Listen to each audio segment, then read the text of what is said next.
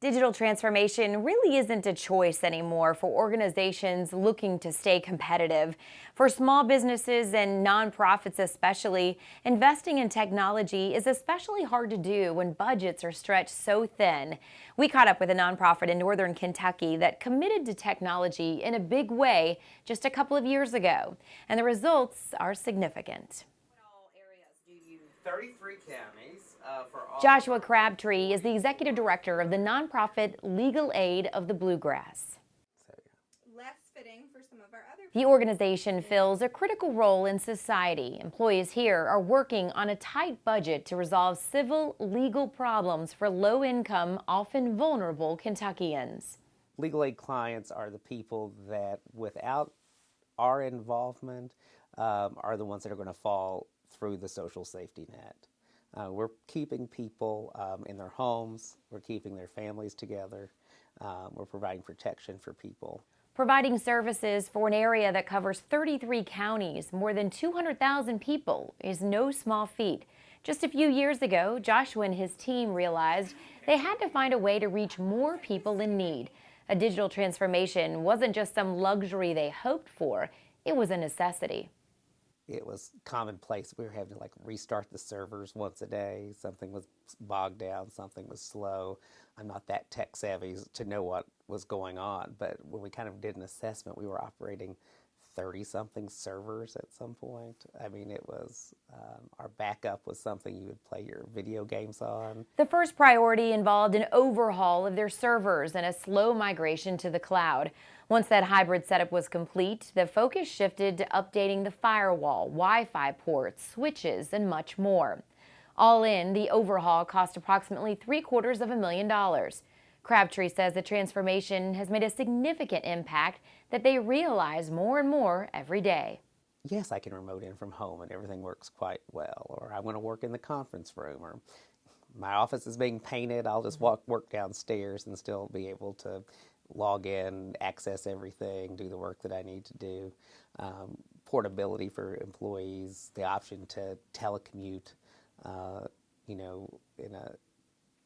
a kind of planned way. Crabtree and his team didn't go through the transformation alone. Robert Patterson of NetGain Technologies was brought in to serve as the virtual CIO. He helped the group walk through the process. Whether it's server storage, networking, cloud technologies, all of those things, and we're saying here's what the industry is deeming as the best way to handle these types of technologies, and here, based on our findings, is how you're handling them today, and here's our recommendations on how we can get you closer towards those best practices, kind of incrementally over time, making small steps. Once the new infrastructure was put in place, Robert was able to help the nonprofit reach another significant goal. Legal Aid had this vision for taking their services remotely, on the road, literally, to those who needed them most, and not requiring them instead to travel to their office, but instead we're going to bring the office to you. The Justice Bus is a real-life, hands-on example of digital transformation. Attorneys can now meet with clients in the hard-to-reach rural parts of the state. We would bring them in, attorney or law clerk would be here, or the paralegal or whoever's setting things up, logging into the system, taking down information, with our case management system, so it's all connected. So, and then it might be an attorney here in Covington we need to consult with. They would come up on the screen behind you. The person, or they're sitting over there at this side of the table, they're talking to their attorney on that screen with the cameras, or video conferencing with this one. So it's all connected. Their attorney will be somewhere, and so both are. I don't have to have an attorney on site, so a volunteer or the bus driver can set everything up and just connect people with whatever their legal issue happens to be. In its first year on the road, the Justice Bus reached more than 500 clients, a strong example of the kind of impact digital improvements are having on the organization. And it's not just the clients and employees of today that are feeling the changes. The Legal Aid of the Bluegrass is now better positioned to move positively into the future. We've had 11 new hires in the last year, mainly because of these long-term retirements for us.